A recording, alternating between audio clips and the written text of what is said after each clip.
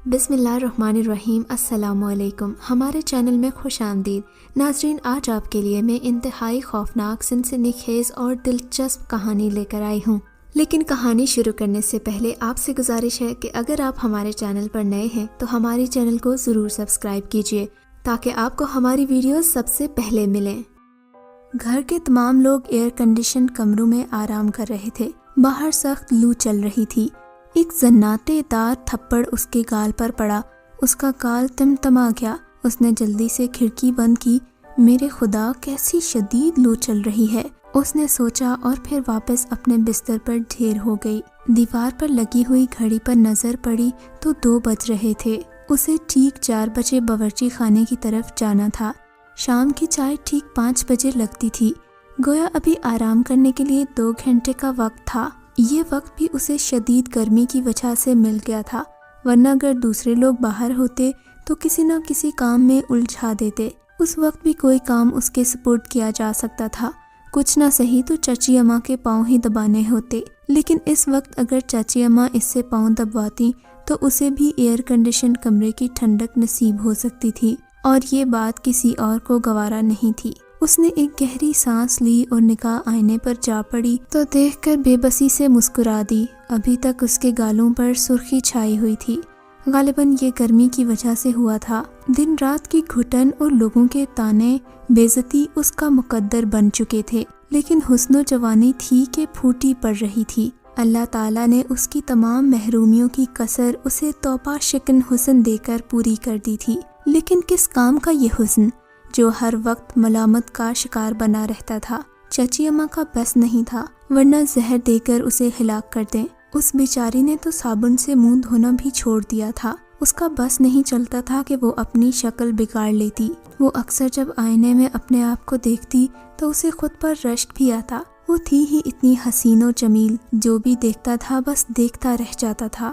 جانے کب تک آئینے میں کھڑی وہ اپنے حسن کا خراج وصول کرتی رہی، پھر ایک ٹھنڈی سانس لے کر آئینے کے سامنے سے ہٹ کر بستر پر گر پڑی۔ 12 سال کی عمر تھی جب ماں اور باپ کار حادثے کا شکار ہو گئے۔ وہ خود اسکول میں تھی جب اسے حادثے کی اطلاع ملی تو وہ بے ہوش ہو گئی۔ پورے 4 دن کے بعد اسے ہوش آیا تھا۔ دادی اماں اسے بیٹے کی نشانی سمجھ کر گلے سے لگا کر لے آئی تھیں، لیکن چچی اسے عذاب کی نشانی سمجھتی تھیں۔ اب تو مستقل عذاب بن رہی تھی۔ بہرحال دادی کی زندگی میں تو ان کی نہ چل سکی، لیکن دادی کی آنکھ بند ہوتے ہی اس کے لیے مصیبتوں کے پہاڑ کھڑے ہو گئے۔ دادی کے علاوہ گھر کا ہر فرد اس سے نفرت کرتا تھا۔ چچا جان تو بیوی کے غلام تھے۔ بھائی کی نشانی پر کبھی رحم آ بھی جاتا تو چچی جان کے قہر کی وجہ سے خاموش رہتے تھے۔ چچا جان کی بہن شازی بھی ان کے ساتھ ہی رہتی تھیں۔ بیوہ اور لا اولاد تھیں، لیکن اللہ تعالیٰ نے یہ دونوں مرتبے ان کی فطرت کو سامنے بنا کر ہی رکھے تھے۔ بلا کی جلاد اور کینہ پرور خاتون تھیں۔ خاص طور پر مقدس ان کے عطاب کا شکار رہتی، بلکہ چچی سے زیادہ تو چچا کی یہ بہن اس کے لیے قہر کا باعث بنی ہوئی تھیں۔ عائشہ اور بطول تو بچپن میں اس کے ساتھ ٹھیک ہی رہی تھیں، لیکن جب جوانی آئی تو مقدس کے مقابلے میں اس کا حسن دیکھ کر اس سے بری طرح جیلس ہونے لگتی تھیں۔ ان دونوں کے دلوں میں مقدس کے لیے نفرت پیدا ہو گئی تھی۔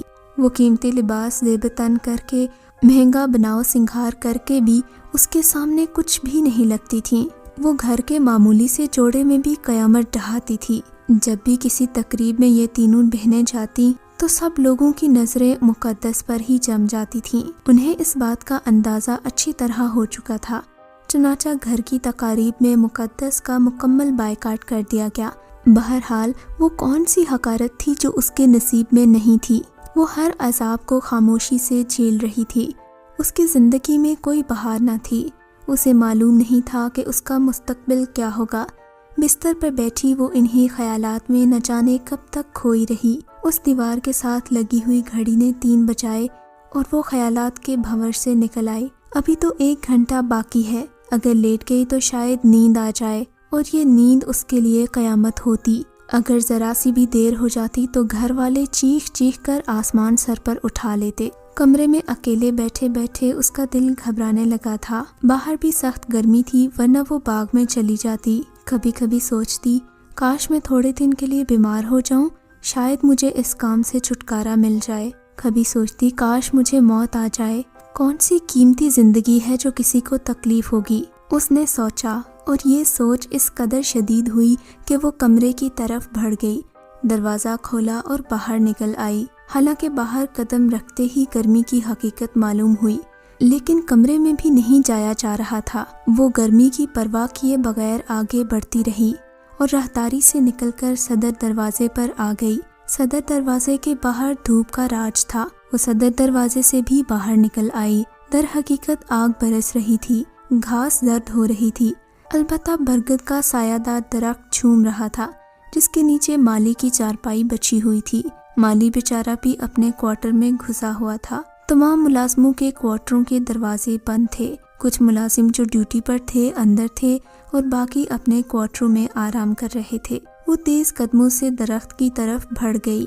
برگد کا درخت بے حد خوشگوار تھا۔ اس نے تمام دھوپ اور لو اپنے اندر جذب کر کے نیچے ٹھنڈی چھاؤں اور ہوا بکھیر دی تھی۔ کتنا رحم دل ہے یہ برگد کا درخت، خود دھوپ میں جلتا ہے اور دوسروں کو چھاؤں دیتا ہے۔ اس نے سوچا تو اس کے دل سے ایک ٹھنڈی آہ نکل گئی۔ مالی کی چارپائی پر پاؤں لٹکا کر وہ بیٹھ گئی۔ برگد کے درخت کے پتے لوہے سے ہل کر ایک دلکش نغمہ بکھیر رہے تھے۔ وہ اس نغمے میں گم ہو گئی تھی۔ وہ تھوڑی دیر کے لیے اپنے تمام غم بھول گئی تھی۔ یہاں کوئی بھی نہ تھا، ویرانی جو اس کا مقدر تھی، لیکن نہیں، برگد کا وہ ہمدرد درخت شاید اس کا دوست تھا۔ وہ اسے گیت سنا رہا تھا۔ اس کی نگاہ ایک چمکدار نقطے پر جم گئی۔ وہ ذہن نہ جانے کن کن خیالات کا منچ بن گیا۔ تھوڑی دیر گزر گئی، اچانک اسے کسی کے قدموں کی آہٹ محسوس ہوئی۔ وہ چونک پڑی۔ اس نے مڑ کر دیکھا اور ایک سایہ سا اس کے سر سے گزر گیا، لیکن پیچھے تو کوئی نہیں تھا۔ اس نے دائیں بائیں دیکھا، قدموں کی چاپ کیسی تھی؟ ممکن ہے کوئی گلہری سوکھے پتوں سے گزر کر درخت پر چڑھ گئی ہو۔ اس نے سوچا اور پھر پرسکون ہو گئی۔ ظاہر ہے اس گرم دوپہر میں سب اس جیسے دیوانے تو نہیں بن سکتے، لیکن وہ سایہ، اوہو میں بھی ایک دم پاگل ہوں۔ وہ سایہ تو شاید میرا اپنا ہی ہوا ہو جو مڑنے سے پڑا ہوگا۔ اس نے اپنے ذہن سے خیال نکال دیا اور پھر اسی چمکدار نقطے کو تلاش کرنے لگی جو برگد کی جڑ میں تھا۔ اس بار وہ بے خیال نہ ہو سکی۔ وہ چمکدار چیز کیا ہے جسے وہ بہت دیر سے دیکھ رہی تھی، لیکن اس کے بارے میں اس نے ابھی تک سوچا نہیں تھا۔ ایک سفید سی چمکدار چیز۔ وہ چارپائی سے اٹھ کر اس طرف بڑھ گئی۔ اس نے برگد کی جڑ سے وہ دودھیا رنگت کا خوبصورت پتھر اٹھا لیا جو دل کی شکل میں تراشا ہوا تھا۔ اس کے کچھ حصوں پر مٹی لگی ہوئی تھی۔ اس نے اس مٹی کو دوپٹے سے صاف کر لیا۔ کیسا خوبصورت پتھر ہے، نہ جانے کہاں سے آیا، قیمتی بھی معلوم ہوتا ہے۔ ممکن ہے کہ کسی زیور سے نکل گیا ہو، لیکن اس درخت کے نیچے یہ کیسے آیا؟ اور پھر اس کی تراش بھی ویسی نہیں تھی۔ یہ پتھر کہیں سے بھی عام پتھر معلوم نہیں ہو سکتا تھا، کافی پرانے زمانے کا معلوم ہوتا تھا۔ وہ پتھر کو ہتھیلی پر رکھ کر دیکھنے لگی۔ بلا شبہ وہ بے حد حسین اور جاذب نظر ہے۔ وہ اسے بے حد پسند آیا تو اس نے اپنے پاس رکھا۔ سوچا کہ اگر کسی اور کا ہوگا تو واپس کر دے گی۔ اس خیال کے تحت اس نے اسے مٹھی میں دبایا اور چارپائی پر آ بیٹھی۔ چارپائی پر بیٹھنے کے بعد بھی کافی دیر تک وہ اس پتھر کو گھورتی رہی۔ ممکن ہے یہ پتھر پلاسٹک کا ہو، لیکن پھر سر جھٹک کر سوچنے لگی کہ اگر یہ پتھر پلاسٹک کا ہوتا تو اتنا وزنی نہ ہوتا۔ کچھ بھی ہو، اب وہ اس کا اپنا ہے۔ اس نے اسے اپنے پاس رکھ لیا۔ اسے اپنے کانوں میں ایک مردانہ آواز سنائی دی، شکریہ۔ اب ایک بار وہ پھر اچھل پڑی۔ اس بار اس کے کانوں نے دھوکہ نہیں کھایا تھا۔ ضرور کسی اجنبی کی آواز تھی جس نے شکریہ کا لفظ ادا کیا تھا۔ وہ بدحواسی سے کھڑی ہو گئی کہ کون ہے۔ اسے پھر وہ چپ چاپ سایہ یاد آ گیا۔ اس نے بوکھلائے ہوئے انداز میں چاروں طرف دیکھا، لیکن یہاں تو گرمی کی شدت، دھوپ اور ویرانی کے سوا کچھ بھی نہیں تھا۔ ممکن ہے کوئی اوپر درخت پر چھپا ہو، اسے پریشان کر رہا ہو، لیکن درخت کے پتے سنسان تھے۔ اوپر تک درخت صاف تھا۔ اسے کچھ خوف سا محسوس ہونے لگا۔ وہ چارپائی سے اٹھ کھڑی ہوئی۔ وہ پتھر اب بھی اس کی مٹھی میں موجود تھا۔ وہ تیز تیز قدموں سے صدر دروازے کی طرف چل پڑی اور پھر دوبارہ اپنے کمرے میں آ گئی۔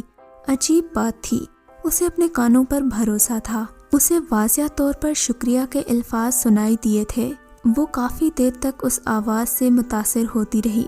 پھر اس کی نگاہ گھڑی پر پڑی۔ 4 بجنے میں صرف 10 منٹ باقی تھے۔ وہ سب کچھ بھول بھال کر خود کو باورچی خانے کے لیے تیار کرنے لگی۔ مٹھی میں دبا ہوا پتھر اس نے مسیری کی سائڈ پر رکھ دیا۔ باتھ روم میں چلی گئی۔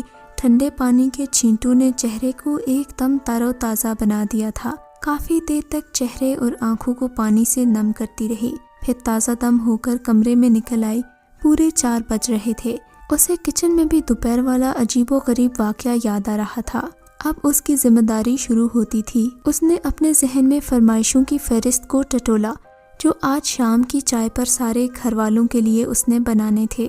اس نے سب کچھ تیار کیا اور سارے لوازمات ایک خوبصورت ٹرالی میں رکھ دیے۔ شازی خالہ کی ٹرے کمرے میں پہنچ گئی۔ باہر کا موسم ابھی تک گرم تھا، اس لیے لان پر چائے پینے کا سوال ہی پیدا نہیں ہوتا تھا۔ یوں بھی گرمیوں میں تو 5 بجے دوپہر ہی ہوتی ہے۔ برف کی طرح ٹھنڈے کمرے میں سب لوگ صوفوں پر بیٹھے کہکہے لگا رہے تھے۔ جو ہی وہ اندر داخل ہوئی، کہکہے ایک لمحے کے لیے رک گئے۔ تھوڑی دیر کے لیے وہ لوگ ہنسنا بند کر کے اسے دیکھ رہے تھے، جیسے اس کی آمد انہیں بہت ہی ناگوار گزری ہو۔ گرمی سے اس کے گال سرخ ہو رہے تھے۔ اس نے جلدی سے ٹیبل درست کی اور سب کے سامنے چائے کا کپ رکھا۔ چائے پیالیوں میں انڈیل رہی تھی تو اس کی خالہ نے طنزیہ انداز میں کہا، حیرت ہے اس قدر گرمی میں بھی تم میک اپ کرنا نہیں بھولتی۔ شاید خالہ نے اس کے گلابی گالوں کی وجہ سے اسے یہ طعنہ مارا تھا۔ اس نے تو زندگی میں کبھی میک اپ نہیں کیا تھا، شاید اس کا رنگ ہی ایسا تھا۔ عجیب بات ہے، تم لوگ سونے کے نوالے کھاؤ تب بھی ایسا رنگ نہیں نکال سکتی۔ اللہ میاں بھی بعض اوقات خوب مذاق کرتا ہے، خالہ نے اپنے بھائی کی بیٹیوں کی طرف دیکھتے ہوئے کہا۔ وہ باہر نکل آئی تھی، ابھی بہت سے کام تھے۔ سورج اب بھی قہر برسا رہا تھا، لیکن وہ گرمی سے بے خبر کاموں میں مصروف ہو گئیں۔ شام ہوئی اور پھر رات کو وہ سب کچھ بھول گئی۔ برگد کے درخت سے ملنے والا پتھر، شکریہ کے الفاظ، اسے کچھ بھی یاد نہیں تھا۔ 11 بجے سب کے سب خواب گاہوں میں گھس جانے کے بعد اسے فرصت ملی۔ وہ اپنے کمرے کی طرف چل دی۔ کمرے میں پہنچ کر اس نے گہری گہری سانسیں لیں۔ دن بھر کی تپش کے بعد کمرہ اب بالکل ٹھنڈا ہو چکا تھا۔ وہ خاموش مسیری پر بیٹھ گئی۔ آئینہ سامنے موجود تھا۔ وہ سوچنے لگی، وہ ان سب لوگوں سے اچھی اور باوقار لگتی ہے، شاید اسی لیے وہ لوگ اس سے اس قدر جلتے تھے۔ اس کا سادہ سا لباس بھی ان کے قیمتی کپڑوں سے کہیں خوبصورت لگتا تھا۔ نہ جانے کیوں آج اس کا خود کی تعریف کرنے کا دل چاہ رہا تھا۔ اس سے رہا نہ کیا، اس کا دل چاہ رہا تھا کہ آج وہ خوب سجے سنورے۔ اس نے الماری کھول کر ایک خوبصورت جوڑا نکالا، غسل خانے میں جا کر اسے پہننے لگی۔ زرد رنگ کے جوڑے نے اسے سحر انگیز بنا دیا تھا۔ اس نے باہر نکل کر آئینے میں اپنی شکل دیکھی اور خود ہی شرما گئی۔ کاش اس وقت اسے کوئی دیکھنے والا ہوتا اور ایمانداری سے اس کے بارے میں کچھ کہہ سکتا۔ اس نے سوچا اور دفعتاً اس کے کانوں نے ایک آواز سنی، چشمے بد دور۔ وہ اچھل پڑی۔ اس نے گھبرائے ہوئے انداز میں دروازے کی طرف دیکھا، لیکن دروازہ تو بند تھا۔ اس نے مسیری اور پھر پورے کمرے کے دوسرے کونوں میں دیکھا، لیکن کوئی بھی نہیں تھا۔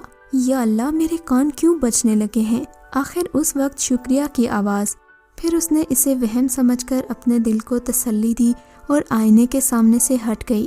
رات اپنی ہی تھی، اب کسی کے بلانے کے امکانات نہیں تھے۔ انہی کپڑوں میں بستر پر آ لیٹی، تکیا اونچا کر کے وہ دراز ہو گئی۔ لیٹے لیٹے اسے اس خوبصورت پتھر کا خیال دل میں آ گیا۔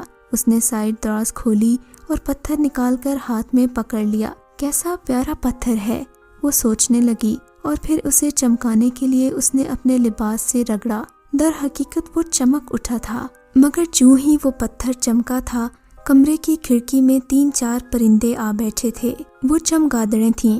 ان میں سے 3 چمگادڑیں نیچے آئیں اور اچانک لمبی ہو گئیں۔ مقدس کی آنکھیں دہشت سے پھٹ گئیں۔ وہ ان چمگادڑوں کو ایک روپ اختیار کرتے ہوئے دیکھ رہی تھی۔ عجیب بھیانک شکلیں تھیں۔ اس نے چیخنے کی کوشش کی، مگر اس کی آواز دہشت کی وجہ سے نہ نکل سکی۔ خوف سے اس کے جسم میں رونگٹے کھڑے ہو گئے۔ ہم سے ڈرنے کی ضرورت نہیں ہے مقدس، ہم تمہارے غلام ہیں، ہم تمہارے خیر خواہ ہیں۔ تمہیں ہم سے ڈرنے کی بالکل ضرورت نہیں ہے، ہم تمہیں کبھی نقصان نہیں پہنچائیں گے۔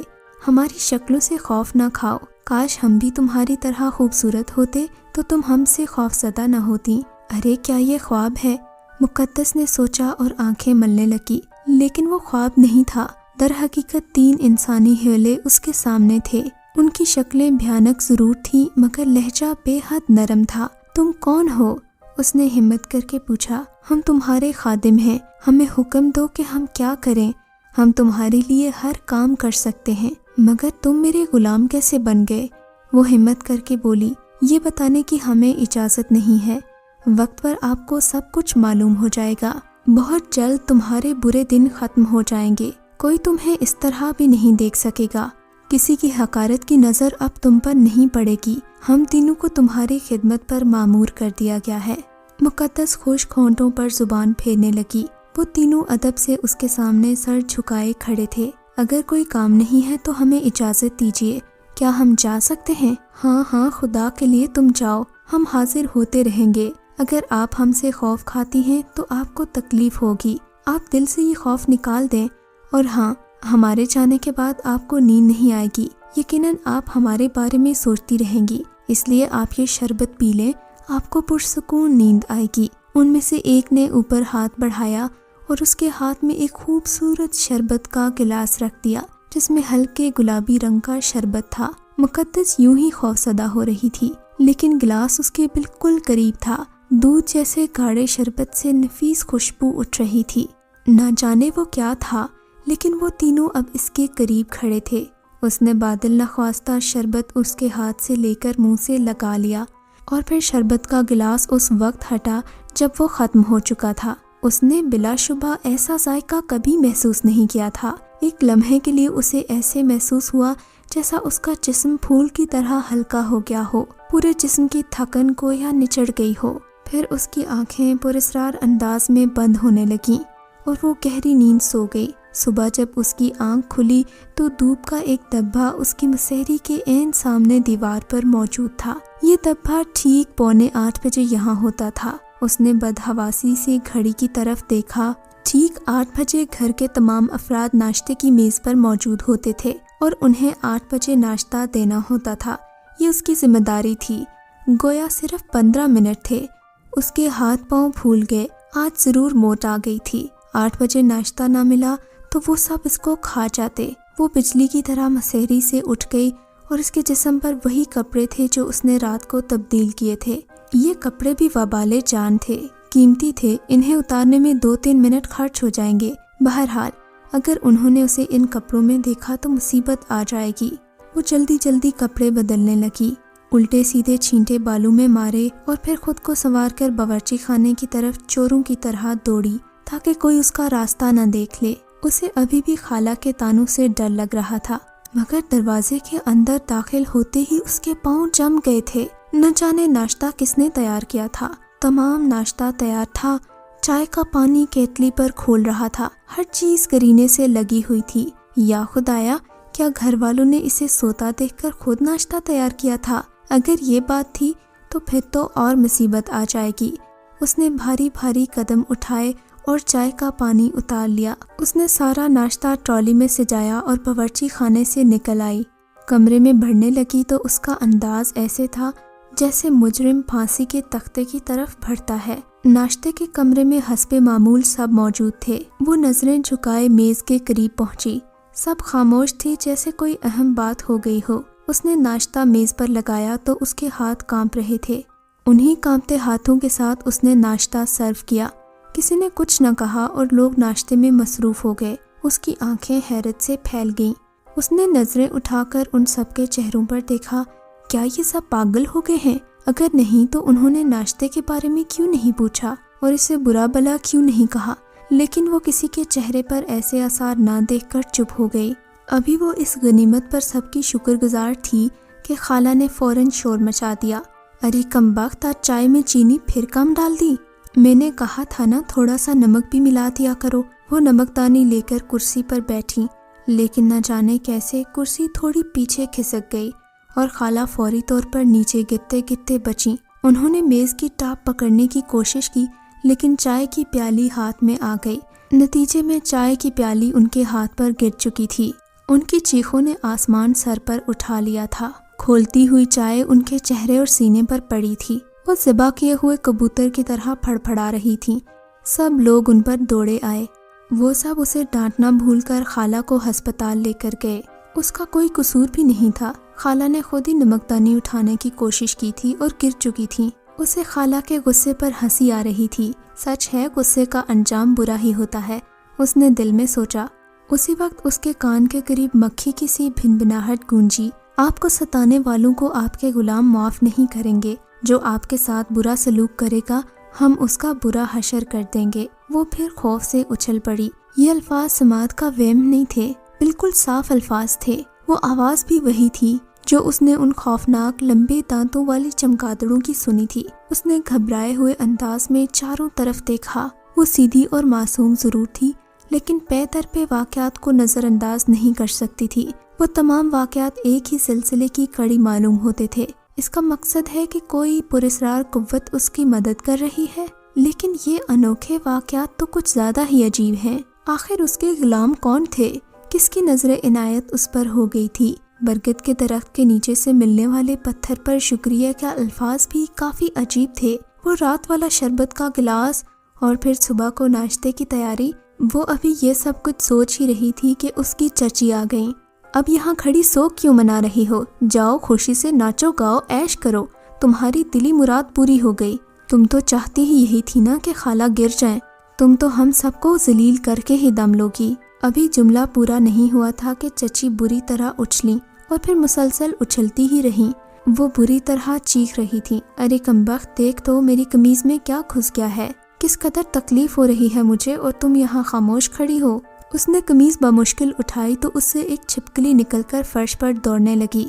چچی اماں کی چیخیں بھی خالہ سے کم نہیں تھیں۔ وہ چھپکلی سے بہت ڈرتی تھیں، یہ تصور ہی ان کے لیے خوفناک ہوتا تھا۔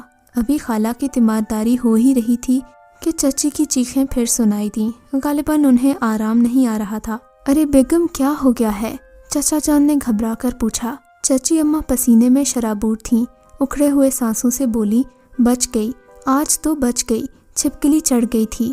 خدا اس بچی کو خوش رکھے، جان جوکھم میں ڈال کر اس نے چھپکلی نکال دی، ورنہ نہ جانے میرا کیا حشر ہوتا۔ ویسے مقدس کے اس کارنامے سے ان کا مزاج بدل گیا تھا۔ ان کے نزدیک یہ بہت بڑی بات تھی۔ چچا جان نے سکون کا سانس لیا کہ کوئی خاص حادثہ نہیں ہوا تھا۔ انہوں نے چچی کو سنبھالا اور پھر اس کمرے میں لے گئے جہاں پر خالہ تھیں۔ مقدس کی طرف ابھی بھی کسی نے توجہ نہیں دی تھی۔ مقدس کے ہونٹوں پر ایک مسکراہٹ ابھر آئی۔ اگر چھپکلی والا واقعہ بھی اتفاق نہیں ہے تو اس کے یہ غلام بے حد دلچسپ ہیں۔ نہ جانے اسے کیوں یقین ہونے لگا تھا کہ چھپکلی والا واقعہ اتفاقیہ نہیں ہے، کیونکہ اس کے غلام اسے بتا چکے تھے کہ اس کی تکلیف پہنچانے والوں کو بھی وہ پریشان کریں گے۔ گویا چھپکلی انہی کی طرف سے تھی، کیونکہ چچی جان اسے لان تان کر رہی تھی۔ اس نے گردن جھٹک دی۔ یہ تصور عجیب تھا کہ یہ شکلیں خود کو اس کا غلام کہتی تھیں۔ بہرحال اس نے ناشتے کی میز کی طرف دیکھا۔ خالہ شازی کی مصیبت نے ناشتہ خراب کر دیا تھا۔ اب نہ جانے گھر کے لوگ ناشتہ کریں گے بھی یا نہیں۔ ابھی وہ یہ سوچ ہی رہی تھی کہ اس کی دونوں کزنز آ گئیں۔ انہوں نے سنجیدگی سے اسے دیکھا اور کرسیاں گھسیٹ کر بیٹھتے ہوئے بولی، مقدس تمہیں تو پتہ ہے خالہ کے مزاج کا، اگر تھوڑا سا چینی اور نمک ملا دیتی تو اتنی بڑی مصیبت نہیں آتی۔ اچھا بیٹھو، تم بھی ناشتہ کر لو۔ نہیں میں کر لوں گی، وہ آہستہ سے بولی، کیونکہ وہ ہمیشہ ناشتہ باورچی خانے میں کرتی تھی۔ آج تک کسی نے اس کو اس قابل ہی نہیں سمجھا تھا کہ وہ اسے اپنے ساتھ ناشتہ کرائے۔ اسے ان دونوں کی تبدیلی بہت عجیب لگ رہی تھی۔ وہ برتن سمیٹ کر چل پڑی۔ یہاں پہنچ کر کچھ اور حیرتیں اس کی منتظر تھیں۔ رات کے جھوٹے برتن جو اسے صاف کرنے ہوتے تھے دھلے دھلائے الماری میں سجے ہوئے تھے، دیگر تمام کام تیار تھے۔ وہ حیرت زدہ کھڑی اس تمام کارنامے کو دیکھتی رہی۔ اب تو اسے کوئی وہم نہیں ہو رہا تھا۔ وہ اس صورتحال سے خوفزدہ بھی تھی اور خوش بھی تھی۔ نہ جانے یہ سب کچھ کیا ہے۔ اچانک اسے محسوس ہوا کہ کسی غیر مرئی قوت نے اس کا ہاتھ پکڑ لیا ہے۔ اس کے ساتھ ہی ایک منمناتی ہوئی آواز گونجی، یہ سب کام اب آپ کے کرنے کے نہیں ہیں، یہ ملازم کب کام آئیں گے؟ برائے مہربانی ہمیں شرمندہ نہ کریں۔ میرے خدایا یہ کیا اصرار ہے؟ اس کے منہ سے بڑبڑانے کے انداز میں نکلا۔ کئی منٹ تک وہ بیٹھی سوچتی رہی اور پھر ایک گہری سانس لینے باہر آ گئی۔ اس کی سمجھ میں نہیں آ رہا تھا کہ اب وہ کیا کرے۔ برتن وغیرہ دھونے کا کام تو 9:30 بجے تک ہوتا تھا، اس کے بعد پکنے کے لیے آ جاتا تھا اور وہ اس میں مصروف ہو جاتی تھی، لیکن برتن دھل چکے تھے، پکنے کا ابھی وقت نہیں ہوا تھا۔ دفعتاً اسے خیال آیا کہ اخلاقاً اسے خالہ کو دیکھنے جانا چاہیے۔ وہ فوراً خالہ کے پاس گئی۔ اس نے دیکھا کہ شازی خالہ کے چہرے پر ڈاکٹر نے مرہم لگایا ہوا تھا۔ ان کا پورا چہرہ جلا ہوا تھا، البتہ آنکھیں کھلی ہوئی تھیں۔ انہوں نے نفرت بھری نظروں سے اسے دیکھا اور بولی، اب چلنے پر نمک چھڑکنے آئی ہو؟ اب کیوں اپنی منحوس شکل دکھا رہی ہو مجھے؟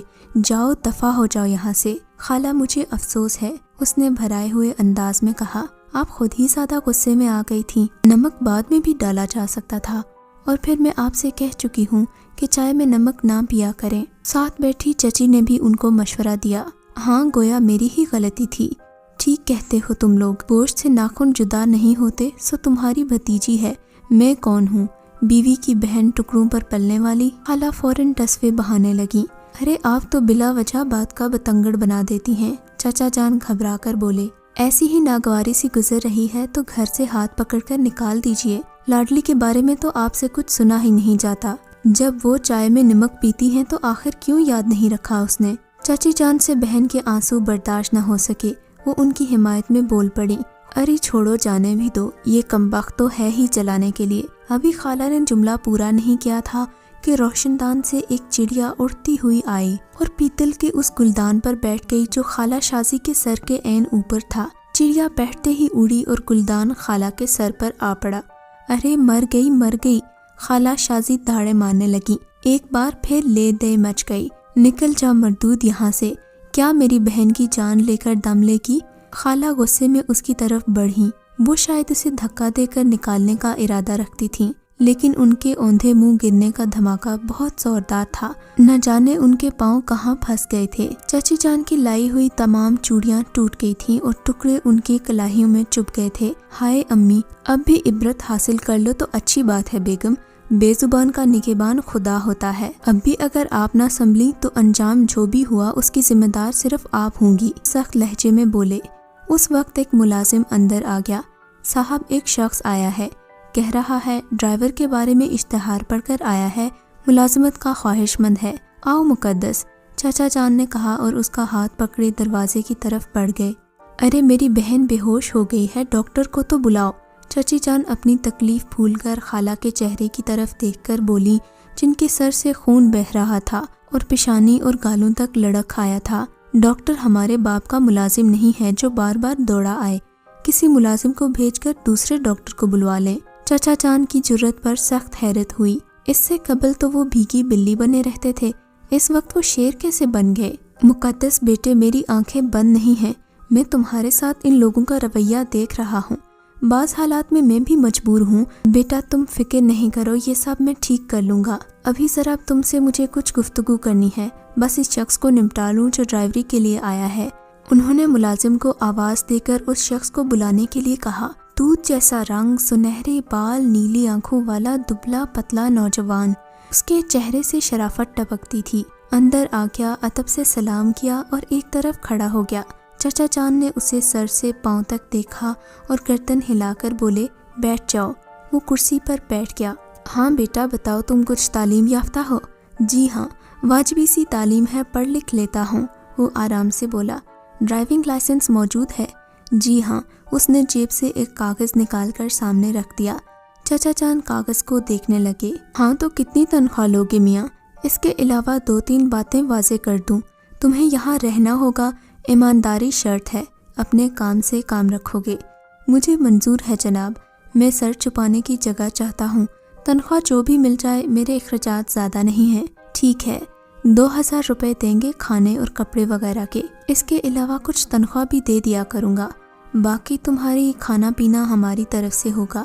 اگر اپنے شوق سے کچھ لینا چاہو تو اس کے لیے بھی میں تمہیں کچھ نہ کچھ دے دوں گا۔ بولو کیا تمہیں منظور ہے؟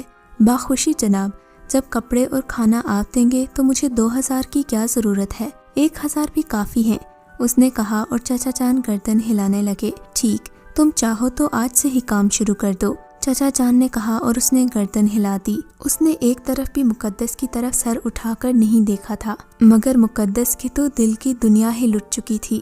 ایسا انسان اس نے دنیا میں پہلی بار دیکھا تھا، وہ شاید کوئی فرشتہ تھا۔ اس کے چہرے میں نہ جانے کیا بات تھی کہ اس کے دل میں ایک کسک پیدا ہو گئی۔ چچا جان نے ملازم کو بلا کر کہا، آج سے ڈرائیور والا کوارٹر بلال کو دے دو۔ اس گورے چٹے نوجوان نے اپنا نام بلال بتایا تھا۔ بھی انہوں نے بات مکمل ہی کی تھی کہ چچی جان طوفان کی طرح اندر داخل ہوئیں۔ بولی، تم جاؤ، مجھے بات کرنی ہے۔ اس نے چچا کی طرف دیکھا اور ان کے چہرے پر کشمکش پا کر وہاں سے اٹھ گئی۔ یوں بھی اس وقت اٹھ جانا چاہتی تھی۔ نہ جانے کیا ہو رہا تھا، نہ جانے یہ کیسے دن گزر رہے تھے۔ بلال ایک ڈرائیور کی حیثیت سے اس گھر میں آیا تھا، لیکن نہ جانے کیوں اس کا دل اسے ڈرائیور تسلیم نہیں کر رہا تھا۔ ایسی حسین صورت والا ڈرائیور تو نہیں ہو سکتا۔ ابھی وہ کچن میں پہنچی تو اسے مزید حیرت ہونے لگی۔ وہ تقریباً اچھل پڑی۔ چولہوں پر دیچکی چڑھی ہوئی تھی۔ کھانا تقریباً تیار تھا، حالانکہ ابھی صرف 11:15 بجے تھے۔ اس نے تمام ہانڈیاں کھول کر دیکھی۔ بڑی عمدہ خوشبو اٹھ رہی تھی۔ ابھی تک جن حالات کی وجہ سے گزر رہی تھی اس نے ناشتہ بھی نہیں کیا تھا۔ روز کا تو یہی معمول تھا، کوئی نہ کوئی بات ہو جاتی تھی اور اس کا ناشتہ رہ جاتا تھا۔ آج بھی وہ ناشتہ کرنا بھول گئی تھی۔ اس نے ڈھکی ہوئی پلیٹیں کھولیں اور پھر ٹھٹک کر رہ گئی۔ ناشتہ بالکل تازہ تھا اور گرم تھا۔ اصولاً تو ابھی تک ناشتہ ٹھنڈا ہو جانا چاہیے تھا، لیکن وہ پراسرار غلام اس نے ناشتہ شروع کر دیا اور حیران رہ گئی۔ اتنا مزیدار ناشتہ اس نے پہلے کبھی نہیں کیا تھا۔ یا اللہ، اس قدر عنایتیں کیسے برداشت کر سکوں گی، وہ سوچنے لگی۔ پھر اچانک اسے بلال کا خیال آیا۔ وہ خود کو ملامت کرنے لگی۔ بڑے بڑے حسین نوجوان اس نے دیکھے تھے، جس سے اس کی چھوٹی کزن کی بات چل رہی تھی وہ بھی خاصا وجی تھا۔ عالیہ خود بھی کسی سے کم نہیں تھی، مگر آج تک وہ کسی اور سے متاثر نہیں ہوئی تھی۔ کبھی کسی کے لیے اس کے دل میں اتنی محبت یا چاہت پیدا نہیں ہوئی تھی۔ بلال کی نیلی آنکھیں بہت پرکشش لگی تھیں۔ نہ جانے بیچارہ کن حالات کا شکار تھا۔ پتہ نہیں بیچارے نے ناشتہ کیا بھی ہے یا نہیں۔ پھر اس احمقانہ سوچ پر وہ خود ہی شرما گئی۔ اس نے ذہن دوسری طرف نکالنے کی کوشش کی۔ دوپہر کا کھانا کھانے کے بعد سب لوگ اپنے اپنے کمروں میں جا گھسے، لیکن گھر کی فضا بہت خراب تھی۔ چچا جان بھی آفس نہیں گئے تھے۔ چچی سے ان کی خاصی کھٹ پٹ ہو گئی تھی۔ حسب معمول اس نے ناشتہ دیر سے کیا تھا، اس لیے کھانا بھی نہیں کھایا۔ وہی گرم دوپہر، اور دوپہر کے خیال سے اسے پھر پتھر یاد آ گیا۔ پتھر اپنی جگہ رکھا ہوا تھا۔ اس نے بڑی چاہت سے اسے اٹھایا اور بغور دیکھنے لگی۔ کیسا پیارا پتھر ہے، وہ اس کا کیا کرے؟ کیوں نہ اسے لاکٹ میں جڑوا لے اور ہر وقت پہنے رہے؟ لیکن یہ کیسے ممکن تھا؟ اگر وہ اسے پہنتی تو گھر والے اس کی بوٹیاں نوچ ڈالتے۔ پھر اپنے کمرے میں صحیح، مگر لاکٹ کس سے بنوائے گی اور کہاں سے بنوائے گی؟ اپنی احمقانہ سوچ پر وہ خود ہی مسکرا دی۔ بے اختیار اس کا دل چاہا کہ وہ پھر برگد کے درخت کے نیچے جائے اور اسی ٹھنڈی ہوا کا مزہ لے، لیکن پھر اس کے دل میں ہلکا سا خوف ابھرا۔ اسے ان خوفناک ملازموں سے خوف آنے لگا تھا، مگر پھر سوچنے لگی انہوں نے ابھی تک اسے کوئی نقصان تو نہیں پہنچایا، پھر بھلا ان سے ڈرنے کی کیا ضرورت تھی؟ وہ تو اس کے ہمدرد تھے، اس کا خیال رکھتے تھے اور ہر وقت اس کی مدد کرتے تھے۔ حسب معمول باہر چلچلاتی ہوئی دھوپ تھی، چہرہ جھلسا جا رہا تھا، لیکن اچانک اس نے اپنے اوپر ایک سایہ دیکھا۔ اس کی نظریں آسمان کی طرف اٹھ گئیں، لیکن اوپر ایسی کوئی چیز نہیں تھی۔ جس کا وہ سایہ ہوتا وہی انوکھے غلام ہوں گے۔ اس نے سوچا وہ اس کا کس قدر خیال رکھتے ہیں۔ وہ دل ہی دل میں ان کی ممنون تھی۔ اب وہ اس سائے سے خوفزدہ نہیں تھی۔ وہ درخت کے نیچے پہنچ گئی تھی۔ مالی کی چارپائی اسی طرح بچھی ہوئی تھی۔ اس نے ایک گہری سانس لی اور چارپائی پر بیٹھ گئی۔ اس وقت اس کی نگاہ درخت کی دوسری طرف پڑی۔ کسی کے بازو نظر آ رہے تھے۔ کوئی درخت سے پشت لگائے منہ دوسری طرف کیے بیٹھا ہوا تھا۔ مالی، اس نے آواز دی اور بیٹھا ہوا آدمی جلدی سے اٹھ کر اس کے سامنے آ گیا۔ مقدس کا دل دھڑکنے لگا۔ یہ تو بلال تھا، وہی حسین نوجوان جو آج دوپہر کو چچا جان کے پاس ڈرائیوری کی نوکری کے لیے آیا تھا۔ گھبرا کر بولی، آپ؟ میرا نام بلال ہے مالکن، اس نے ادب سے کہا۔ اس کی نیلی آنکھوں میں محبت کے لڈو پھوٹ رہے تھے۔ اجنبی مردوں سے ہم کلام ہونے کا اسے شاذ ناظر ہی اتفاق ہوا تھا، اس لیے وہ کافی گھبرا گئی تھی، حالانکہ وہ اس کا ڈرائیور تھا۔ آپ کو تکلیف ہو رہی ہے، میں چلا جاؤں؟ اس نے پوچھا، لیکن اس کے منہ سے آواز نہ نکل سکی۔ کوارٹر کی چھت تپ رہی تھی، اس لیے درخت کے نیچے آ گیا۔ میں جا رہا ہوں، آپ اطمینان سے بیٹھیے۔ اس نے قدم بڑھائے۔ نہیں نہیں، رک جاؤ، بیٹھ جاؤ، کیا حرج ہے؟ نہ جانے یہ الفاظ اس نے کس طرح ادا کیے تھے۔ شکریہ۔ وہ مسکراتے ہوئے اسی جگہ بیٹھ گیا اور وہ ادھر ادھر دیکھنے لگی۔ یہ شکریہ اس شکریہ سے مختلف نہیں تھا جو وہ پہلے دن سن چکی تھی، لیکن اسے اپنی بے وقوفی پر غصہ آیا۔ نہ جانے وہ اتنی بیوقوف کیوں ہوتی جا رہی ہے۔ میرا نام مقدس ہے، وہ بولی۔ تم نے کھانا کھا لیا؟ اس نے گھبراہٹ میں دوسرا سوال داغ لیا۔ مجھے نہیں معلوم مہمان کو کھانا کون دیتا ہے، اس کا مطلب ہے کہ تم ابھی تک بھوکے ہوگے۔ اس نے اسے گہری نظروں سے دیکھتے ہوئے کہا، میرے لیے کوئی نئی بات نہیں ہے، کافی عرصے سے بے روزگار ہوں، اکثر دوپہر کا کھانا کم ہی ملتا ہے۔ اس کی بات سنتے ہی مقدس کا دل ہمدردی سے بھر گیا۔ آؤ میں تمہیں کھانا کھلاتی ہوں، میں بہت شرمندہ ہوں، آئیے پلیز۔ میں بہت شرمندہ ہوں مالکن، آپ کیوں میرے لیے تکلیف کریں گی؟ پھر مالکن، میں مقدس ہوں، بس تم آؤ میرے ساتھ، اس نے کہا اور وہ اٹھ گیا۔ کچن میں داخل ہوتے ہی بولی، کچن میں کوئی ایسی جگہ نہیں ہے جہاں مہمان کو بٹھایا جائے۔ پھر وہ اسے اپنے کمرے میں لے گئی۔ اس نے میز پر کھانا رکھ دیا اور اس کو گہری نظروں سے دیکھنے لگی۔ آپ نے بھی نہیں کھایا ہوگا مس مقدس؟ تمہیں کیسے معلوم؟ تھوڑا سا پڑھا لکھا ہوں، باتیں سمجھ جاتا ہوں، آپ کی حالت بھی میرے جیسی ہی لگتی ہے۔ ہاں، میں نے ناشتہ دیر سے کیا تھا۔ چھوٹا منہ بڑی بات، جانتا ہوں آپ مالکن ہیں اور میں نوکر، لیکن پھر بھی اگر آپ خفا نہ ہوں تو آپ میرے ساتھ بیٹھ کر ناشتہ کر لیجئے۔ ارے بس تم کھانا کھاؤ اور جاؤ، کسی نے دیکھ لیا تو موت ہی آ جائے گی۔ وہ شکریہ ادا کر کے چلا گیا۔ مقدس بے سود ہو کر مسہری پر گر پڑی۔ یہ کیا ہو گیا تھا اسے؟ اس خیال پر دل نے پکارا کہ وہ صرف ڈرائیور نہیں ہے۔ پھر نہ جانے کب اس کی آنکھ لگ گئی۔ آنکھ کھلی تو 5 بج رہے تھے۔ اس کا دل ایک دم زور سے دھڑکا۔ آج تو میری شامت آ جائے گی۔ ہانپتی کانپتی باورچی خانے میں پہنچی۔ وہ دیکھ کر حیران رہ گئی کہ ٹرالی چائے اور دیگر لوازمات سے سجی ہوئی تھی۔ آنکھیں بند کر کے دیوار سے ٹک گئی۔ میرے اللہ، یہ کیا ہے؟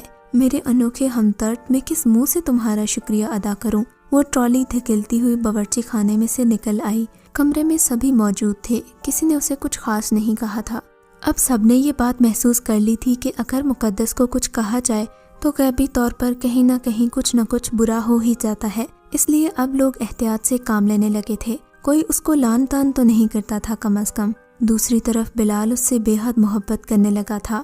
اس نے کئی بار اپنی محبت کا اظہار کیا بھی تھا، وہ اس سے اپنانا چاہتا تھا۔ مقدس تو دل سے بھی یہی چاہتی تھی کہ وہ اس کا ہو جائے، کیونکہ اسے پہلے دن سے ہی وہ پسند آ گیا تھا، لیکن پھر یہ سوچ کر خاموش رہتی کہ چچا جان اس کے لیے مانیں گے کیسے؟ بھلا وہ اپنے بھائی کی بیٹی کے لیے ایک ڈرائیور کو کیسے پسند کر سکتے تھے؟ بس یہی سوچ کر وہ چپ ہو جاتی۔ ایک دن برگد کے درخت کے نیچے دونوں بیٹھے تھے تو بلال نے آخر سوال کر ہی دیا، تم نے میرے سوال کا جواب نہیں دیا، کیا تم مجھ سے محبت نہیں کرتی؟ اگر ایسا ہے تو خدا کے لیے بتا دو مجھے، میں سمجھ لوں گا کہ میری محبت یک طرفہ تھی، اپنی دنیا میں واپس لوٹ جاؤں گا۔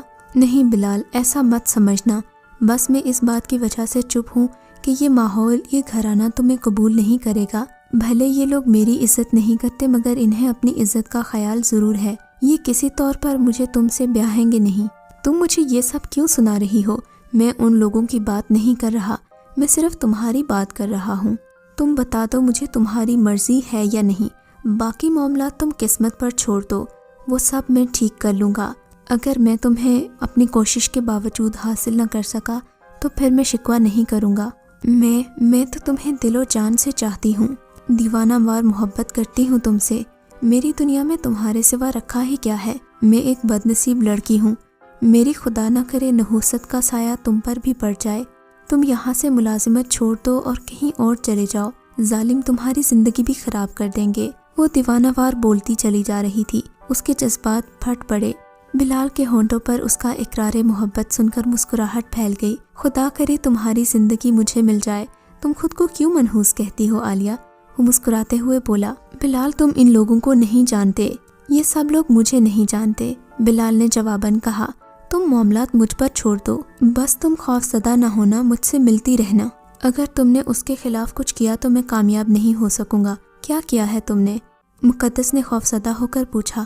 وہ دیکھو، بلال نے اشارے سے کہا تو اس کا دل اچھل پڑا۔ خالہ شازی اس طرف آ رہی تھی۔ خالہ کے دیکھتے ہی دیکھتے اس نے اسے باہوں میں لے لیا۔ خالہ دور سے یہ منظر دیکھ کر کانوں کو ہاتھ لگانے لگی اور پھر واپس چلی گئیں۔ بلال ہی جانتا تھا کہ اس نے یہ سب کیوں کیا تھا۔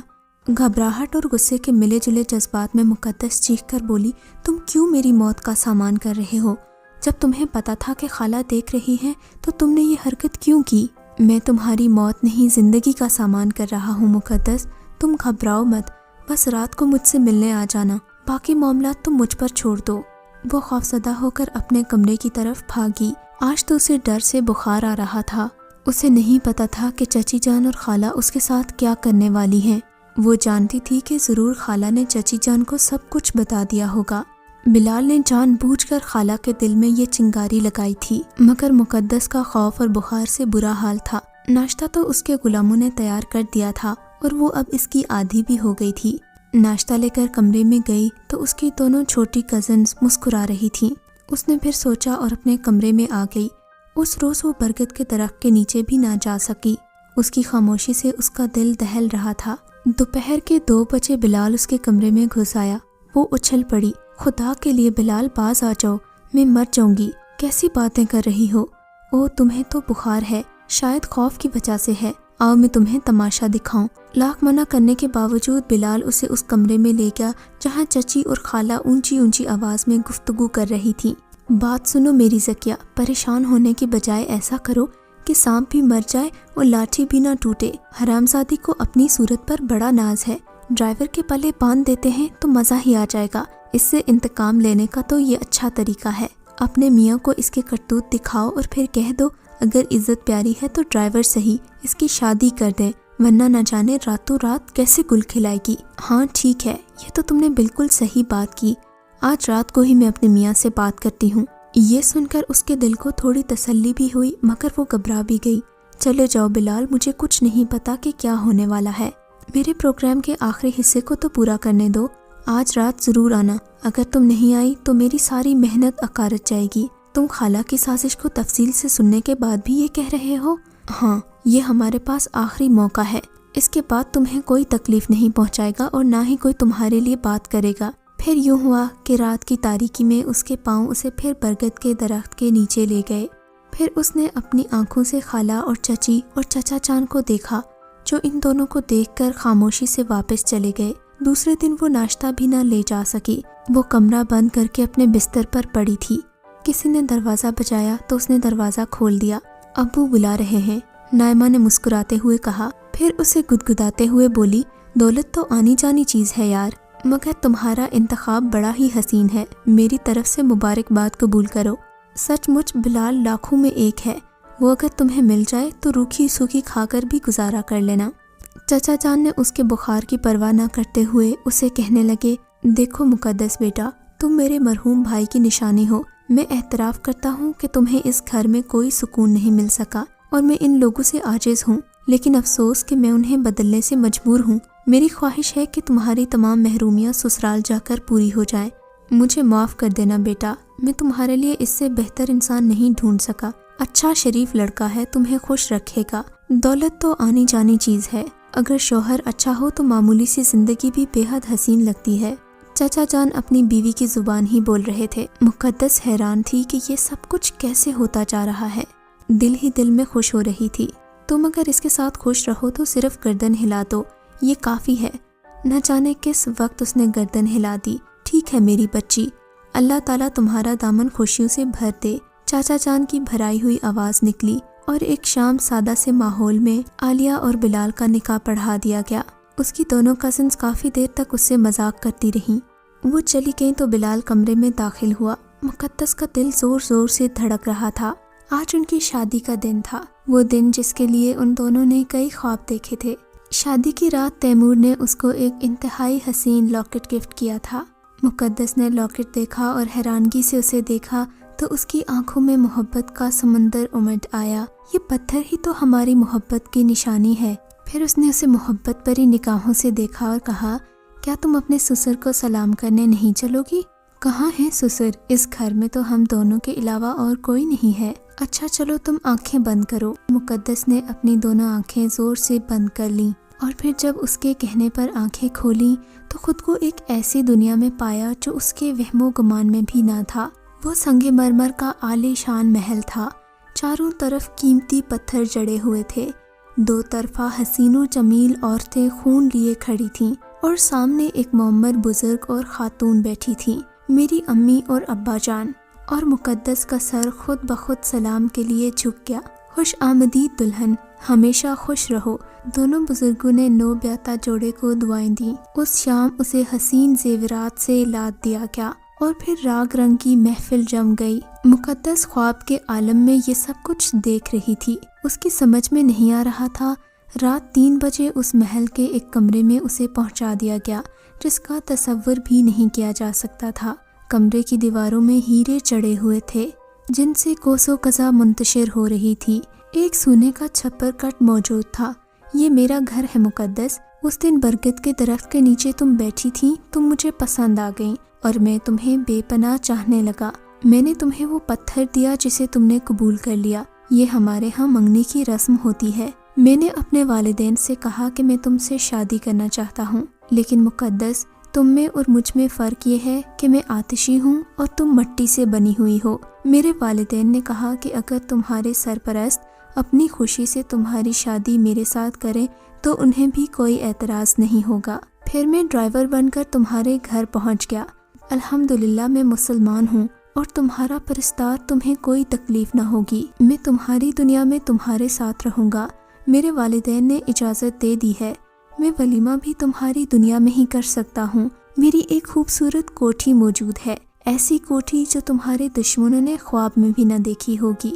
کل سب کو اس کوٹھی میں بلائیں گے، اس وقت ان کی حالت قابل دید ہوگی۔ میں نے تم سے یہ راز چھپا کر اسے اپنے دل میں ہمیشہ چور محسوس کیا ہے۔ کیا تم اس بات پر مجھے ٹھکرا دو گی؟ نہیں بلال، مجھے اس بات سے کوئی فرق نہیں پڑتا کہ تم انسان ہو یا جن۔ مجھے تم سے محبت ہے۔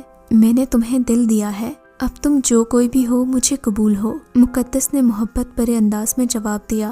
ویسے بھی وہ ان نوکروں کی وجہ سے اور عجیب و غریب واقعات کی وجہ سے جنوں کی دنیا سے کافی حد تک آشنا ہو چکی تھی۔ دوسرا دن سب کے لیے حیرانگی کا دن تھا۔ سبھی ایک عالی شان کوٹھی میں ولیمہ کی دعوت پر موجود تھے۔ بلال اور مقدس ایسے لباس میں تھے کہ شاید ہی ایسا لباس کسی نے پہلے دیکھا ہو۔ سب کی آنکھیں حیرت سے پھٹی جا رہی تھیں۔ وہ سب ایک دوسرے کا منہ دیکھ رہے تھے کہ یہ کیا ہو گیا۔ اس کی دونوں کزنز تو اپنے نصیب پر پچھتا رہی تھی کہ انہوں نے اسے معمولی ڈرائیور سمجھ کر کوئی توجہ کیوں نہیں دی۔ وہ تو ایک امیر زادہ نکلا تھا، اسے تو بس مجھ سے محبت ہو گئی تھی۔ وہ میری محبت میں اس قدر ڈوب گیا تھا کہ ایک معمولی سا ڈرائیور بن کر کئی ماہ رہا ہے۔ مقدس کی زبانی یہ کہانی سن کر اس کی کزن ششدر رہ گئیں۔ کہانی سن کر سب کی زبانیں گنگ تھیں۔ وہ جو کچھ سمجھ رہے تھے سب الٹ ہو گیا تھا۔ وہ چاہتے تھے کہ مقدس ہمیشہ غلامی کی زندگی بسر کرے۔ وہ تو راج کرنے والی بن گئی تھی۔ کئی نوکروں کی لائنیں اس کے سامنے لگی ہوئی تھیں۔ اس کی زندگی کی ساری تکالیف ختم ہو چکی تھیں۔